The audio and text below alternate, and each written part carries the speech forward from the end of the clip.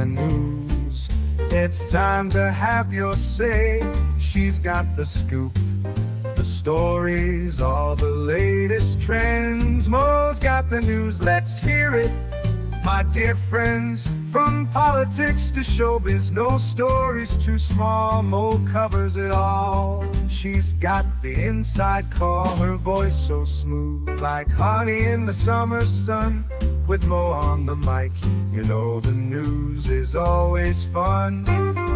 Mornings with Mo, the best newsy news in the world. With her style so classic and her stories unfurled, from morning till night, she's got us in the know. Turn on your radio, let Mo's newsy news flow.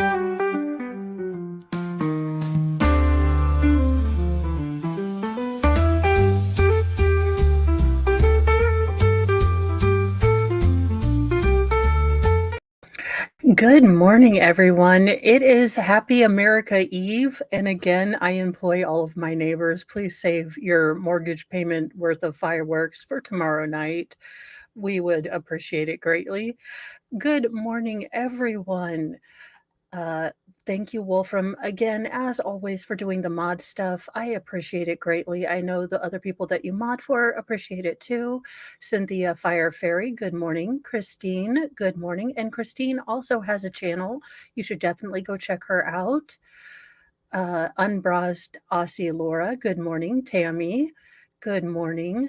Good morning, everyone. In our first and most terrible news story, because my life's ambition was to be a singer in the band Heart, but as I lack singing ability, that was going to be a long shot. But I definitely wanted to be a member of the band Heart if I could, or at least a cover band if I could swing it. But Ann Wilson, has announced a cancer diagnosis. So one of the only two bands I would go see in concert now is not going to be performing this summer. So welcome, Terry D. and John. Good morning. Ann Wilson, leader of the rock band Heart, announced that she was diagnosed with cancer and that the group will postpone the remaining shows on its Royal Flush tour. In a statement on Tuesday, the rock legend, 74, said she removed a cancerous growth via surgery and is recovering steadily. Her doctors, however, urged her to undergo preventative chemotherapy and to take time from performing to fully recover. Yes, Queen Anne, we implore you, get better. We can't lose you. Look, I'll be stuck with Taylor Swift, and I refuse to live in that world. Good morning, Speedy Gonzalez and Tamara. Good morning. To ticket buyers, I really do wish we could do these gigs. Please know I absolutely plan to be back on stage in 2025. My team is getting those details sorted, and when we know the plan, we will let you know as soon as we can, Wilson said. This is merely a pause. I've got much more to sing. According to the release, the rescheduled tour dates will be announced in the coming weeks. Over 50 shows in a dozen cities across the US and Canada are affected by the postponement.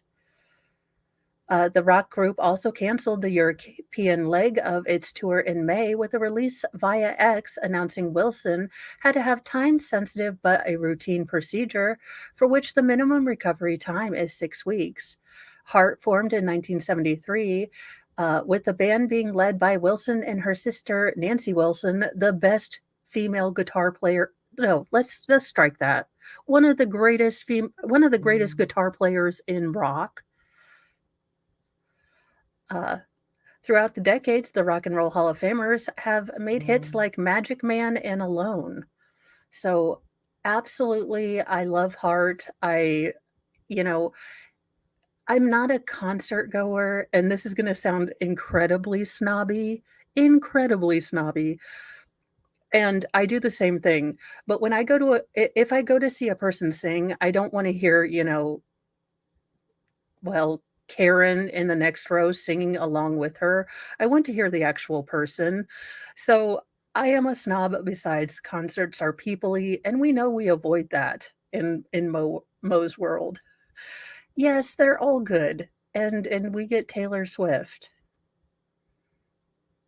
Yep, I'm gonna leave that there. Look, I like Taylor Swift songs, they're good, but they have none of the, I think, musicality of a Fiona Apple. I'm dating myself, or an Alanis Morissette. Yes, I was part of the angry girl singers of the late '90s, early aughts. So there you go. All the healing energies to Queen Anne, and let's get back on track. The only song of theirs that I don't like now as an adult was, oh my gosh, All I Want to Do Is Make Love to You, because I finally realized what that song was about, and basically a chick cheating on her husband so she could have a baby. And I'm like, and then never told said like one night stand that he had a kid until he came back in town to sell Kirby vacuums or whatever he was doing. But again, I love Heart, so I can forgive them anything. In sad news, and good morning, Captain Kern, missing Georgia firefighters and high school sweethearts were found dead after ending a toxic relationship. So these two apparently were, high school sweethearts, and things did not work out. Two Georgia firefighters who vanished soon after ending their toxic relationship have been found dead nearly 400 miles away from home, according to family and cops. The body of high school sweethearts Reagan Anderson and Chandler Combander, both 42, or not 42, 24, were found along with Anderson's black 2017 Ford Focus in Cook County, Tennessee on Sunday, according to police in their Georgia hometown of Hinsville. Further details on the discovery, including the pair's causes of death, were not immediately made available, authorities said. And absolutely, if you guys can, I know things are tight, but Captain Kern is a really good creator, a really good guy. And he was really affected by some of the storms that came, through town a couple months, or through the country a couple months ago. So if you can help, you know, if you can't give dollars, give encouragement. That is just as important in my book. So if you can, I have a new infusion of fun money I will be donating on Friday. So we are doing okay. But I also do want to do a side note on this, and I think it's really important. If you see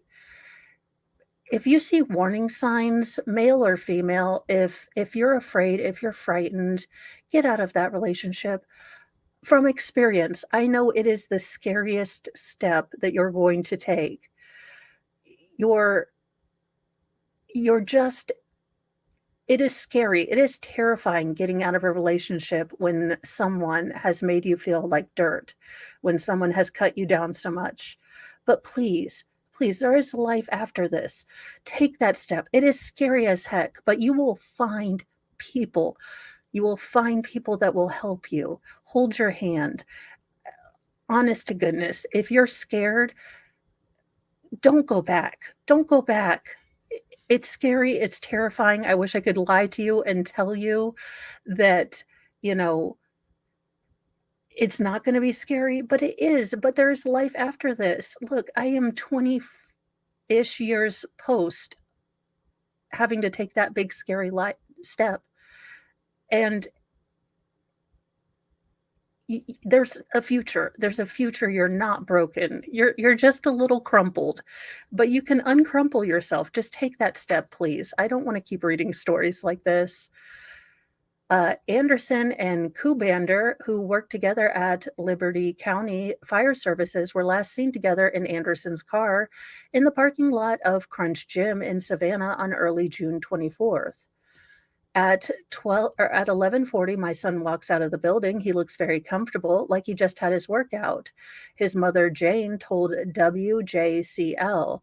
He doesn't look rushed as he walks through the parking lot, and after that, we don't see him again, she said. The pair dated for several years after meeting in high school, but recently split after a toxic relationship, the worried mom told Court TV last week. 2 days before they disappeared, police responded to a report of domestic issues at Olive Garden in Pooler, Georgia, WJCL explained. Anderson had supposedly walked into the restaurant and confronted Kobander while he was out on a date before keying his car, the outlet said. You can uncrumple, but you know what? Those will make you stronger. And then, one day when you're feeling a little bit less creased, a little bit less cracked, you might be able to tell someone your story and give them that courage to take that first scary step. And I want to do a stream with Captain Kern because he knows from experience. It's heartbreaking that he had to learn this lesson. Absolutely heartbreaking. But please, if we can do anything, just take that one step. I know it's scary.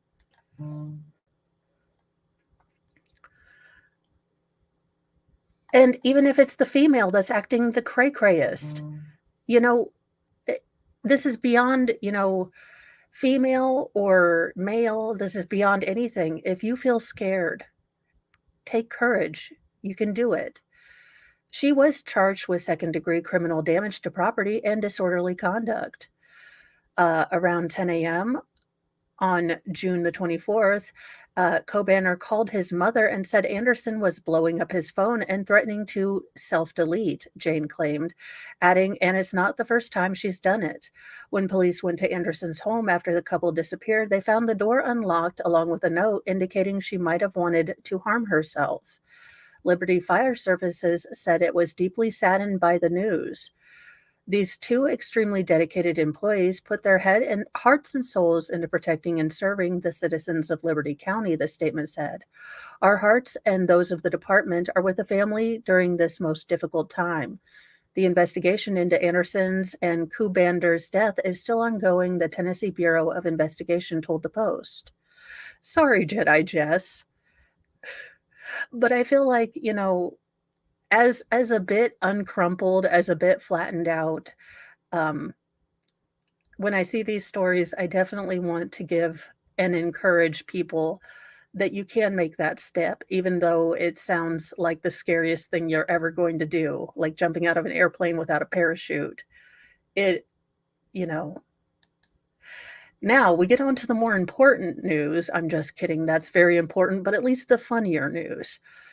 Joey Chestnut is explaining his, civil war with the Nathan's hot dog people. He's going public. Joey Chestnut points the finger at Nathan's hot dog eating contest organizers in the first interview since they banned him. Let's see if there's any more pictures. No, of course not. Joey Chestnut would not compete in the 2024 Nathan's Famous 4th of July hot dog eating contest on Thursday, to the disappointment of fans, casual viewers, and the man himself. The 16-time champion broke his silence about the ban, which stems from an endorsement deal he has with Impossible Foods, and he provided his side of the story in an interview with Sports Illustrated's Emma Baccarelli, published on Tuesday. Chestnut alleged the organizers of Nathan's contest, Major League Eating, changing the terms of his agreement around endorsing other products, which he had done in the past. He claimed this was simply a case of them doing it too late to change anything. Quote, everything with Impossible was perfectly fine by all my previous agreements. They changed the terms and conditions around exclusivity. It's not the first time they've changed some things, but it's the first time they've really changed things after the fact. I had to say, hey, it's too late. I've already started working with this brand. This was never an issue in the past, and they tried to dance around it. They changed a lot of terms, then they escalated things to a degree they didn't imagine. When they started leaking information and telling people I was banned and I turned vegan, which clearly isn't the case. The two men running this dispute from the other side are George and Richard Shea, two brothers that run MLE. Chestnut claimed that both of them messaged him after the ban, saying pretty much they're sorry it got ugly. Of course, this isn't the first time it's gotten ugly. The history of competitive eaters who have seen their careers go publicly dormant over contract disputes with the MLE is not insignificant. Chestnut mentioned Takeru Kobayashi and Matt Stoney, the only two men to ever beat him on the 4th of July, both of whom had falling outs with the Nathan's organizers. In Chestnut's case, he didn't roll out a return to Nathan's contest, though you would imagine something would have to change with at least one of his contracts with Impossible or MLE. And Cynthia Fire Fairy 42, my first husband was an abuser. I was out of there within 4 months. He spotted me one day and chased me all the way to the police station. He was arrested on the spot and I never saw him again. Well, thank you for sharing your story. I know it's not always easy, and encouraging people that, there is life after this. I know. And they called him a vegan. How dare you? Oh, thank you so much, Captain Kern. Yeah. You know what? We'll talk on DMs because, like when I told you guys, if you couldn't handle the Epstein, thing, not to watch it.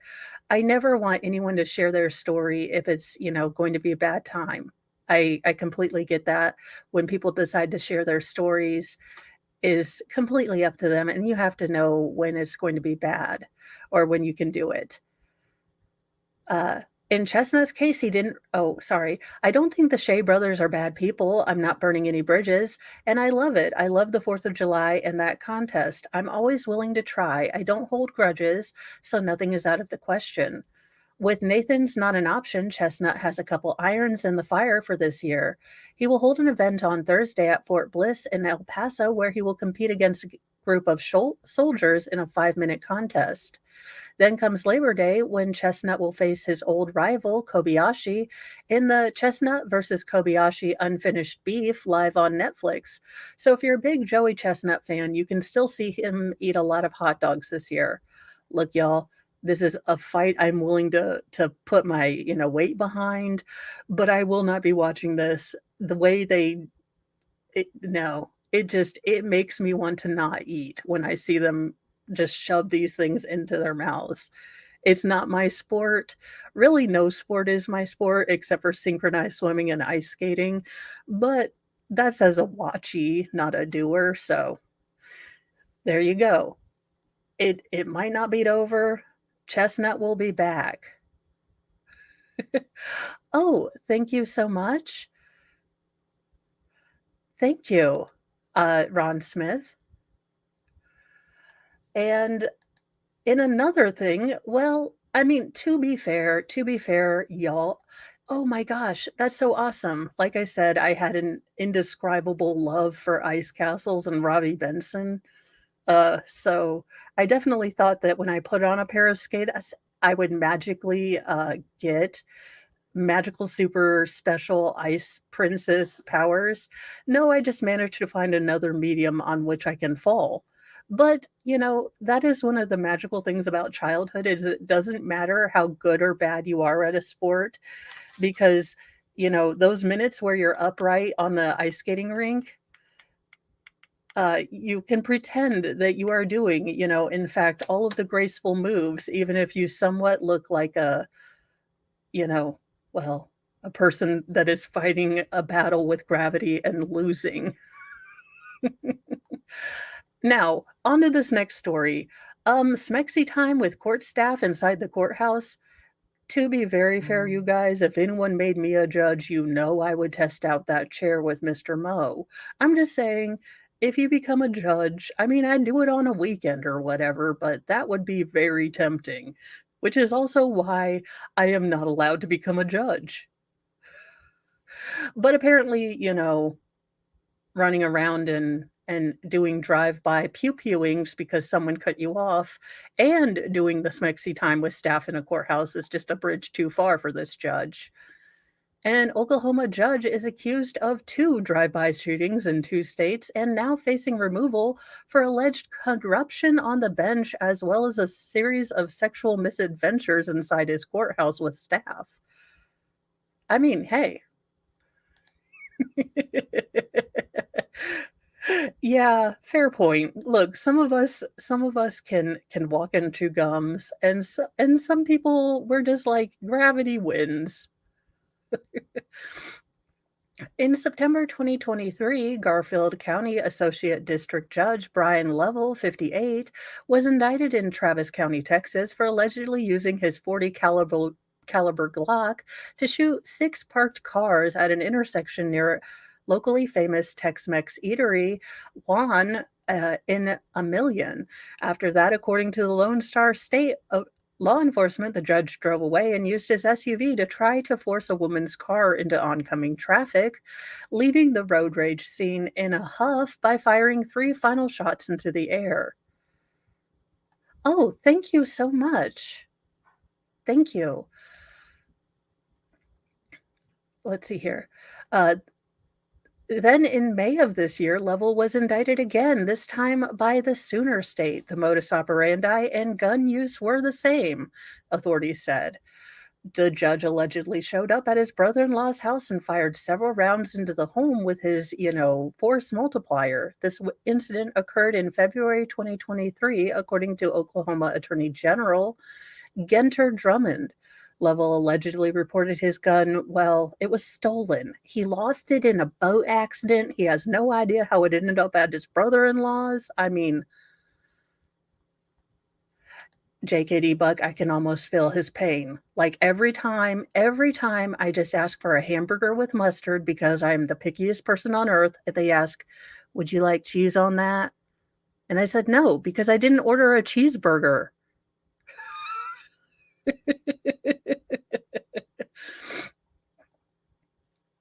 uh, let's see here.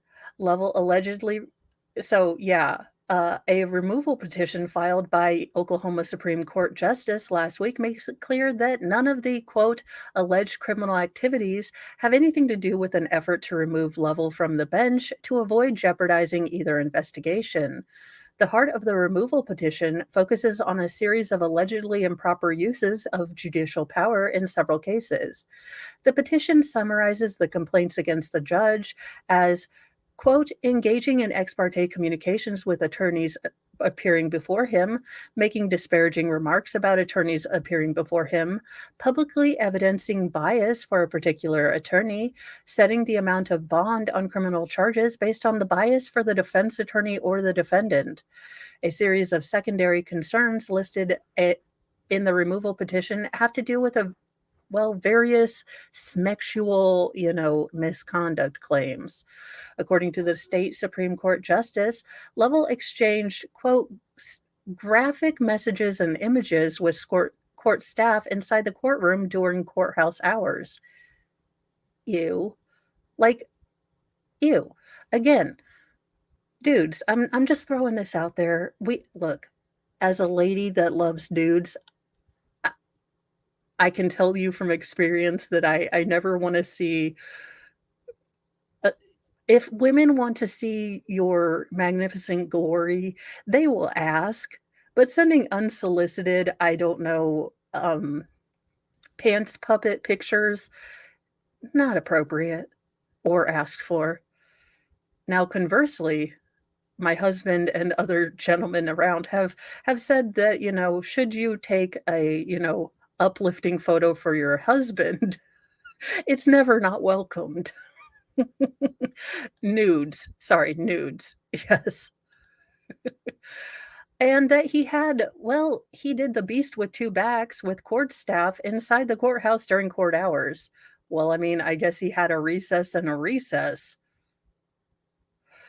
Uh, Lovell was highly favorable to to the legal work done by one attorney in particular. The petition alleges in detail the judge, according to court minutes, often praised the attorney's decision, no matter what he did.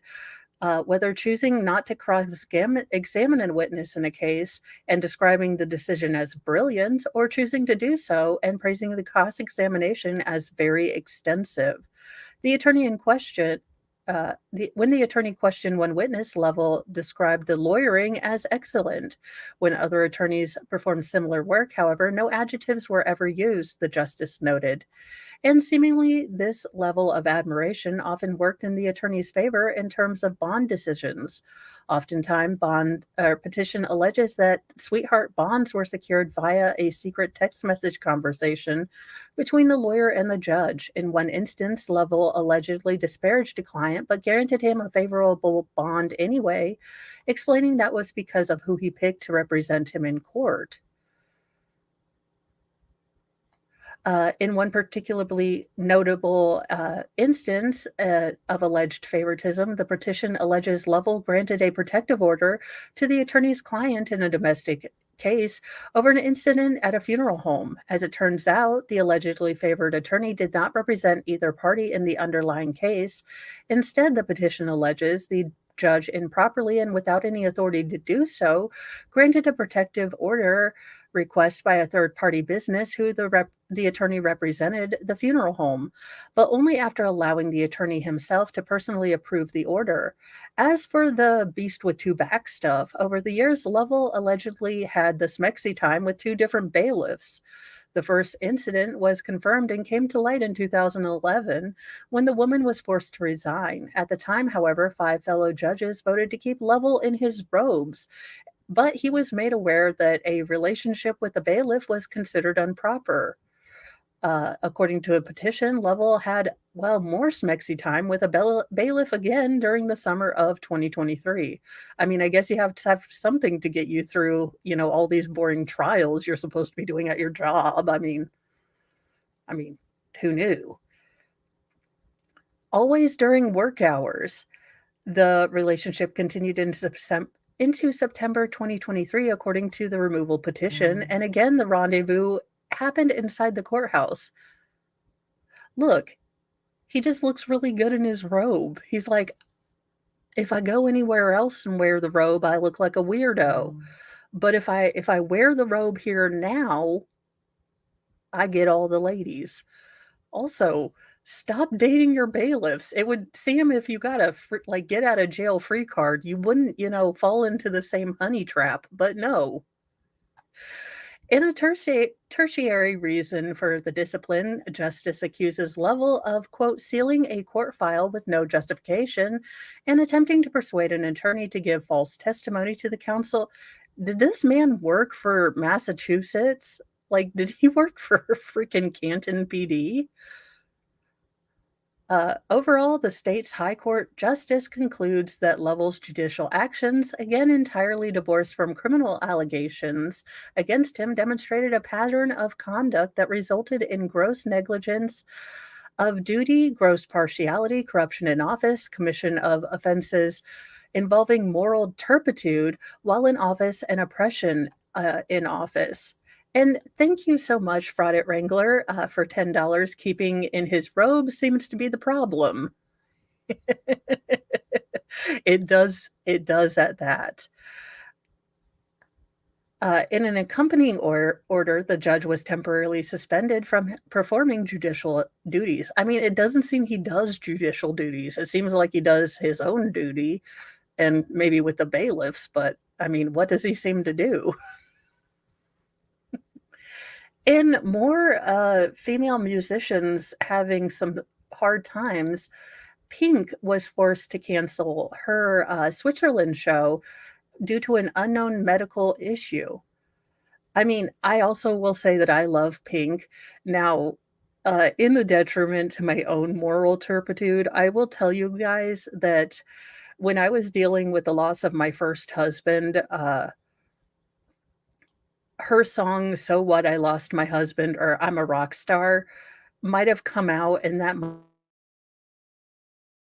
because I just needed something kind of happy to make me forget, but also kind of an F you attitude. So, it really does.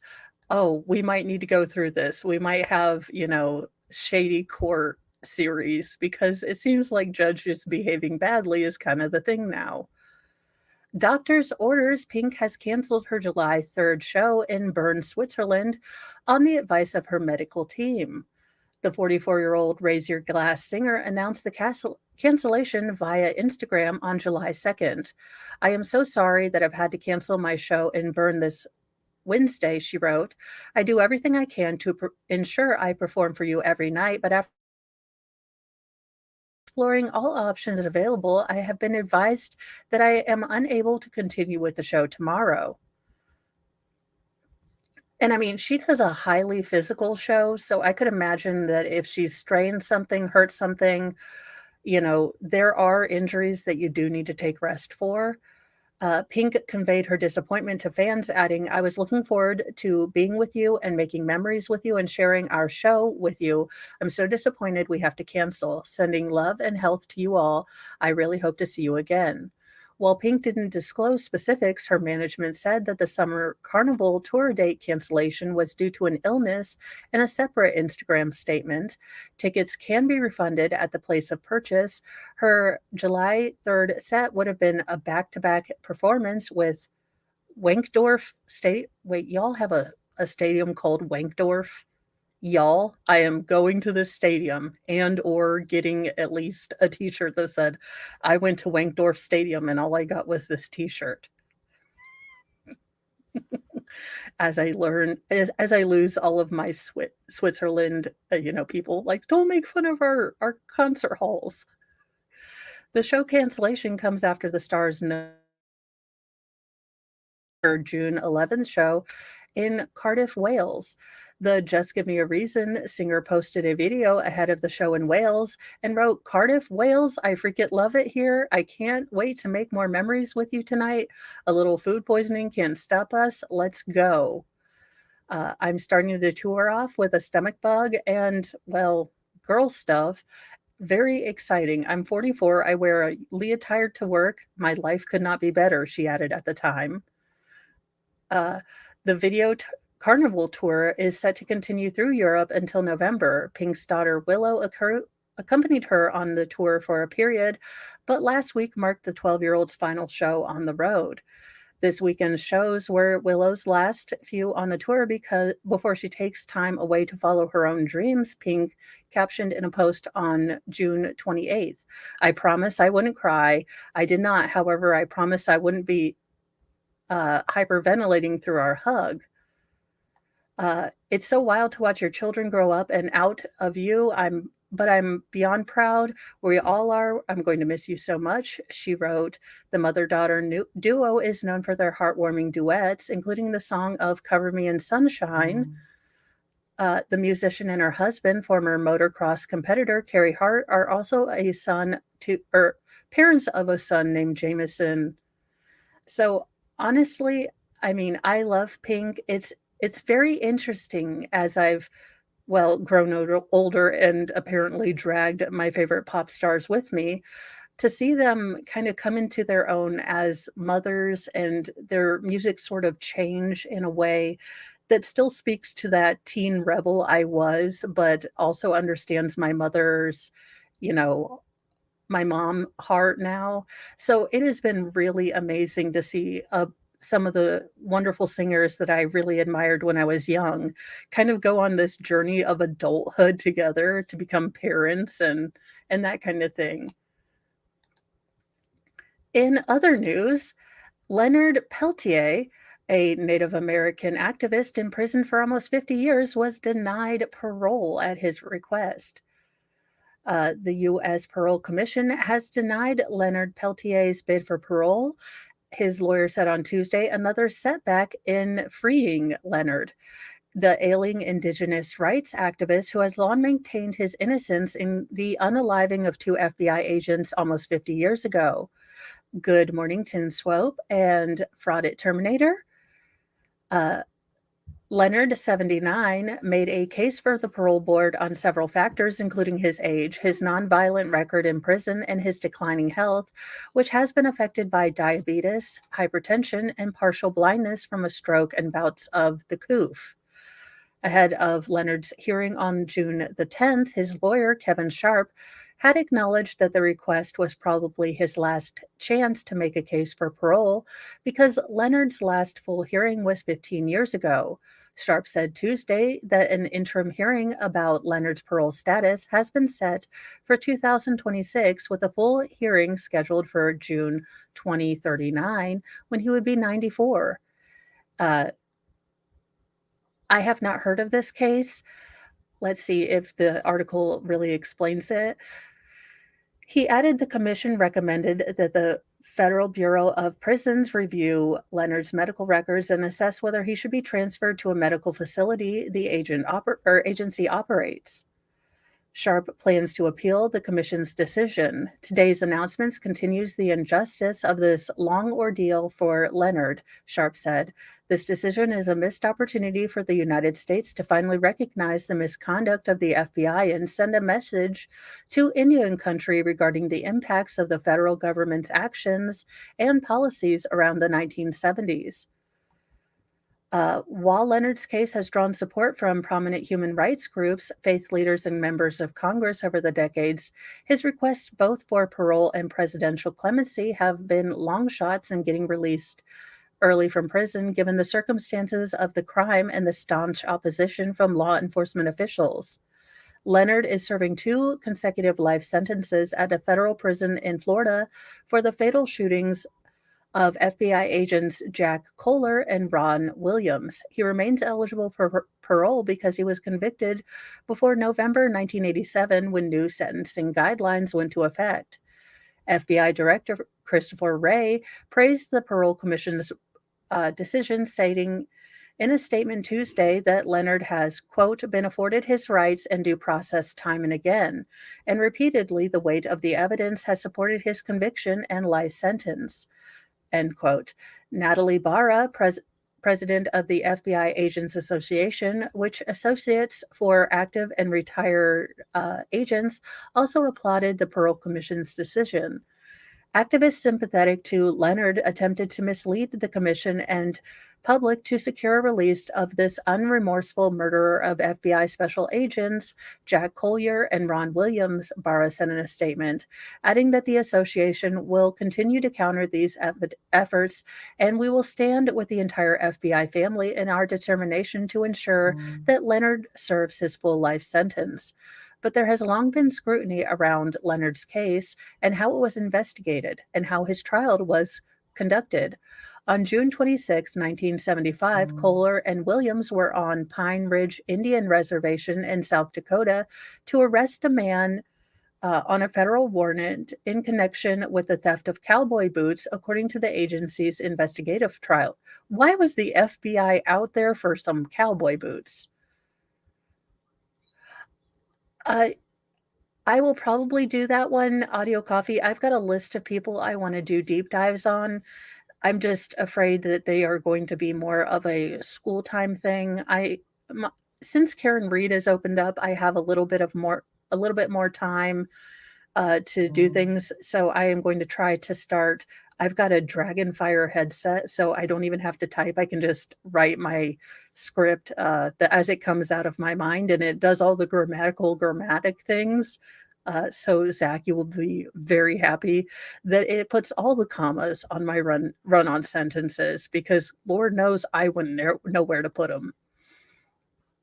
While they were there, agents radioed that they had come under fire in a shootout that lasted 10 minutes, the FBI said. Both men were fatally shot at close range, according to officials.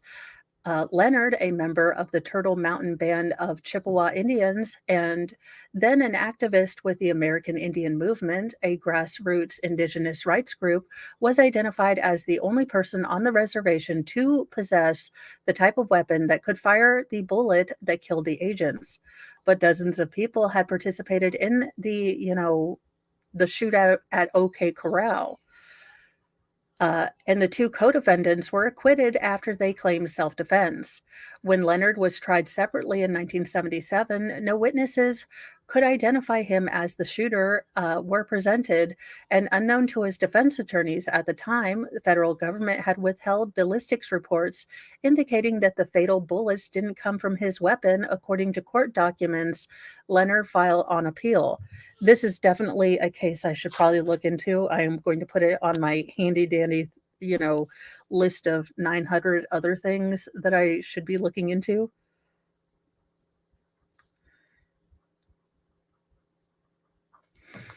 But the FBI has maintained his conviction. You know, I'm beginning to smell a little bit of a whiff of Canton, Massachusetts over here. I'll definitely have to look at this case information because some of this, holding back of, and I understand it's coming from his defense attorney, but the holding back of information seems a bit par for the course. So I definitely, this is a story that I want to look into a little bit more. I really just need an assistant. If anyone would like to, gosh, it's infographics where the guy has writers that write him a script and he just reads them. I could do that. Well, sometimes. Sometimes I can read English. Let's be honest. Oh, thank you so much, Jedi Jess. I I only have a gajillion and 12 things that I want to research, and thank you so much. Jedi Jess was the one that got us the transcript for the Epstein grand jury, and thank you so much for helping us get that out there because that is a story that needs to be told. It was hard to go through. We're only halfway through it, but those young women need to know that they have a bunch of people that have their backs. Uh, the the last story was Leonard Peltier. I am saying it the French way. I'm going to have to look up how it actually is said. Now, this is a new law in Florida that establishes safe places in sheriff's office parking lots for child custody exchanges. I'm guessing that these two are the reason for said new law. A new law creating designated areas at sheriff's office for separated parents with split custody to safely exchange children is going to into effect in Florida on Monday. Purple signs at the sheriff's offices across the Sunshine State will designate child exchange zones where parents can drop off their children without fear of harm to themselves or their children. The color purple represents DV awareness. Um, the designated parking lot, which will be accessible at all times of the day, will have a purple light or sign identifying the area for parents to hand off their children in accordance with their custody plan while deputies watch on camera. HB 385, titled Safe Exchange of Minor Children, requires adequate lighting and video surveillance that records continuously for 24 hours a day and 7 days a week. At least one camera must be pointed at the parking lot and be able to record the area in vicinity of the purple light or sign during both day and night, capture pictures that clearly and accurately display the time and date, and retain the video surveillance recording or pictures for at least 45 days. The law was named for Florida mother Cassie Carley, who vanished in 2022 after meeting her child's father in a restaurant parking lot during a custody exchange. Sadly, her body was discovered buried in Alabama weeks later. The child's father, 35-year-old Marcus Spavalio, was indicted in connection with her death. And this is a great idea. I know we've had this in Indiana for a long time, but this is a wonderful idea. I'm glad. I am very sad that this case had to be the genesis of this law.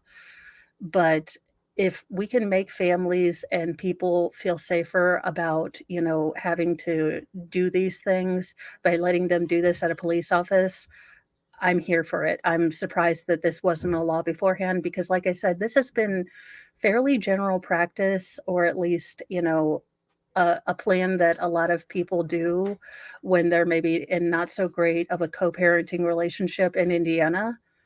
The legislation also requires parents who share custody of their children to establish a parenting plan approved by the court that details how they will share daily responsibilities of raising a child. The plan must include time sharing schedule arrangements that specify the time that the child shares with each parent. It will also designate which parent is responsible for the child's health care, education, and other activities. HB 385 was signed into law by Governor DeSantis last month. Oh, and we also have them for like Craigslist or marketplace people. So if you're willing to, sell your toaster for $5 to a complete stranger, you can do it in the parking lot. So I'm very sad that this young woman had to lose her life, but this is a great step forward for, I think, people who want to do this with the least amount of drama, and it gives people a sense of safety. Uh, this is for my youngest, most feral, because I didn't realize how much time I'd already been talking.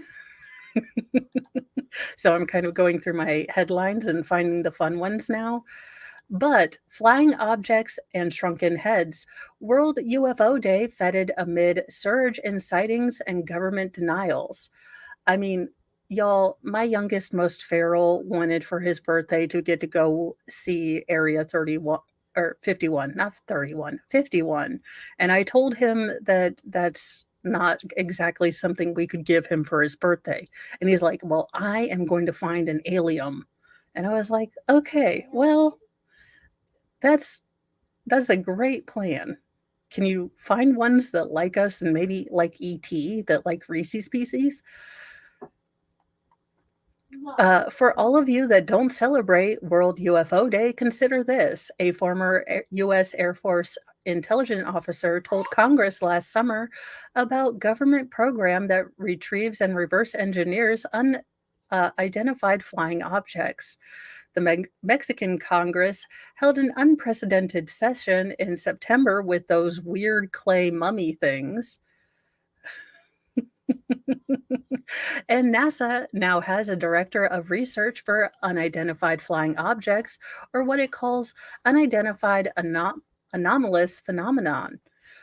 Never mind that the Pentagon denied the former intelligence officer's claims, and that the Mexican researchers said the mummies made no sense, and that the NASA study found no evidence of extraterrestrials.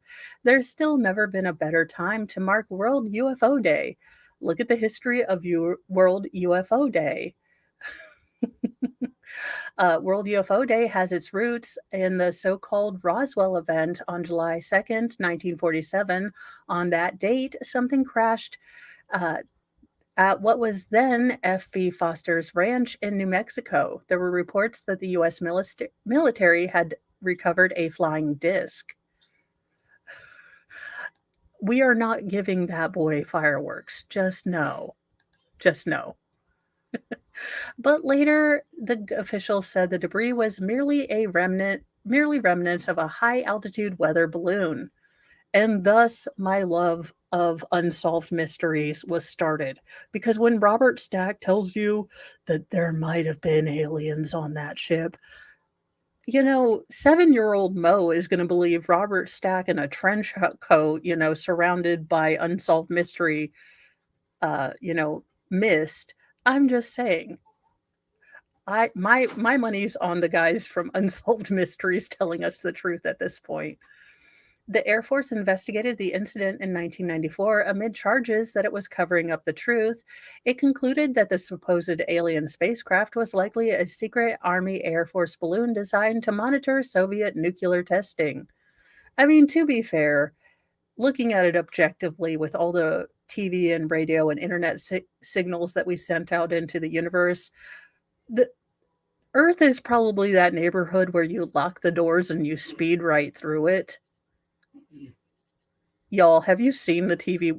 I mean, just World Star America would have all aliens locking their door and taking the long route around Jupiter. So I can only imagine that's the reason we haven't found ET.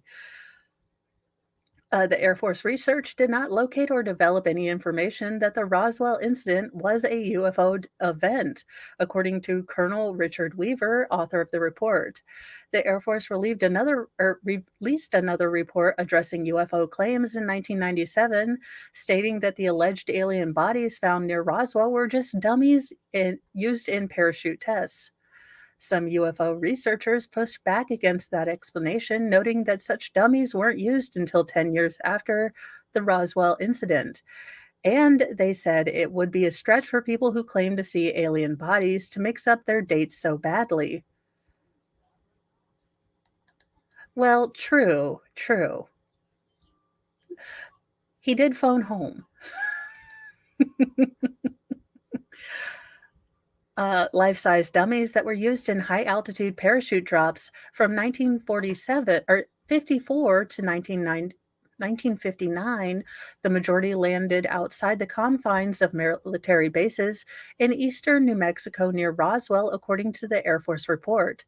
The dummies had a skeleton of aluminum or steel, skin made of latex or plastic, and a cast aluminum skull, an instrument cavity in the torso and head. The Air Force said the existence of such dummies was not widely known outside of scientific circles and easily could have been mistaken for something it was not. Well, I choose to believe that they were aliens because, as I said, I don't trust the government. I don't trust the Air Force. I trust Robert Stack. In our final story, that is somewhat apropos right after this story, Missouri deputies pull over a vehicle resembling a UFO. Oh my gosh, let me learn welding, and this is my new summer goal in life.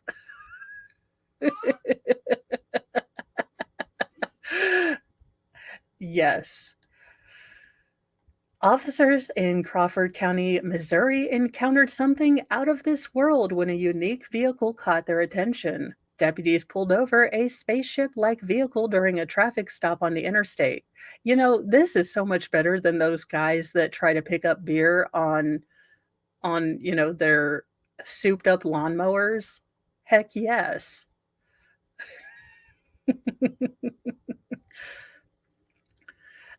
Deputies pulled over the spaceship like vehicle during a traffic stop on the interstate.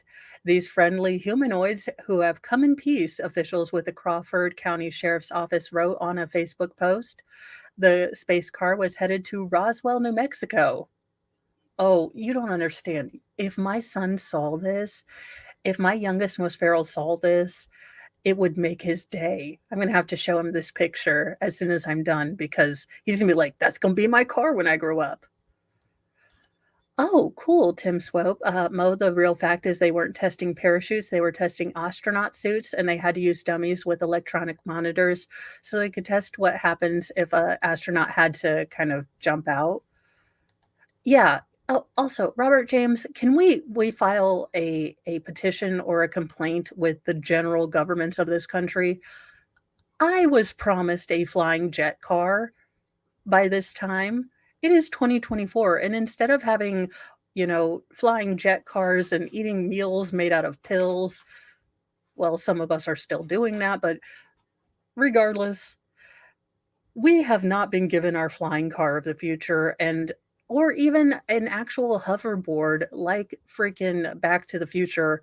I blame NASA. I really do. I feel like if Michael J. Fox could do it in the 80s with some movie magic, we should have been able to figure this out by 2024.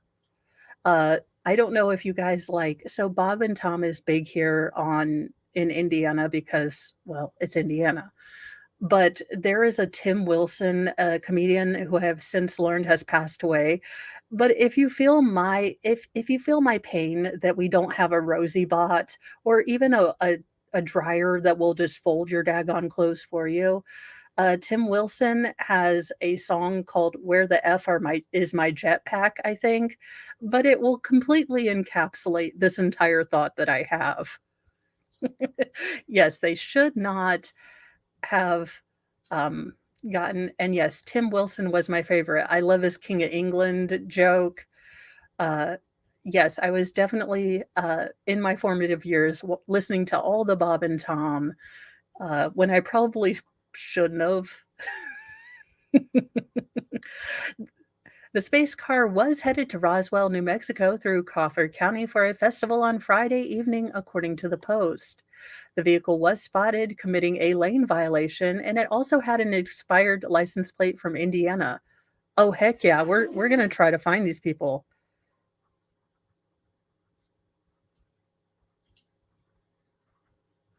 Sorry, I'm writing down find spaceship people. Uh, it's been a while since I listened to them. Oh, yeah, Uncle BS stories, oh my gosh. Now we're going full into, like, just niche Indiana stuff, but, Uncle BS is the greatest, bit that he does because we all have that uncle who's was both, like, Cotton Hill, if you will. He, was in the Pacific Theater, but he also killed Mr. Hankety Clankety in, the Great Dust Up in the 40s. Let's see here. With wind traffic on the interstate plus the size and aerodynamics of his vehicle, he understood that the potential for lane violations existed, public information officer and under sheriff Major Adam Carnell said in an email to Fox News Digital. The driver was provided with a written warning for the violations. I mean, honest to goodness, this would just make my day if I saw it. And welcome, young Black economist. It was great to be invited on, oh, crud, I'm terrible with names, Ava's show. And I do have you guys redirected to her. She is um, amazing. I got to go on her show, and her setup is goals that I would actually learn how to use technology. But she is working because, as a part of the deaf community, she is working on cleaning up the court closed captions, which will mean that, we won't have my blessed Ada K. Thank you, Zach, for being my emotional support information buddy in chat. Uh, oh, heck no. Cynthia, we have space. I can't offer you peace and quiet, but we do have space here and AC. Last year, our AC crapped out and it was awful, just awful. Officers were able to snap a few photos of the traveling UFO. Given the good nature of the driver and the interesting nature of the vehicle, we opted to provide a fun social media post for our community. It was a great interaction and we wished him safe travels to his destination, said Carnell. The post gathered more than 12,000 reactions on Facebook, with users marveling about the rare sight. Don't mess with the aliens. They might have death ray weapons, one man commented. The aliens have landed, a woman wrote. I think we can all agree it doesn't sound like the flying cars from the Jetsons. That's a big missed opportunity. Nice. I've seen some pretty wonky and fun pics from various police departments, state police of various vehicles on the roads going to these events or wacky vehicle conventions and things. This is great. I love the sense of humor from your department. So, yeah, yeah. And I am redirecting you guys to her. She is having her 1,000 sub celebration, I think at 11. So, she is really sweet, really awesome. And, go over there, see if you like her stuff, and then give her a sub. And, let's keep this momentum going. A rising tide raises all ships, and there's always room to make the circle bigger. We don't have to pull up the ladder behind us. There's always room to make the circle bigger. The pie will just get bigger. You won't get less slices. It's just kind of how I look at it. Thank you for letting me come and give you some morning news this morning. And I will not be on tonight. I am unfortunately torturing Mr. Mo with Radio Flyer because, having thought about it from last night, I actually realized, looking at it with adult eyes, while heartbreaking, while sad, it is actually beautiful that the brother, from what I took from it, became a writer and gave his younger brother the adventurous life in books and stories that he was never able to happen or never able to have. And since I had to ugly cry and Mr. Mo came in like, "What is going on? Why are you crying? Is your leg hurting?" And I was like, "No, I'm watching Radio Flyer." So then when I told him that I was going to make him watch it, he's like, "Why do I have to see you cry again?" And I was like, "No, I've actually realized it's heartwarming. It's a beautiful expression of there are awful things we can't change. There are just awful things.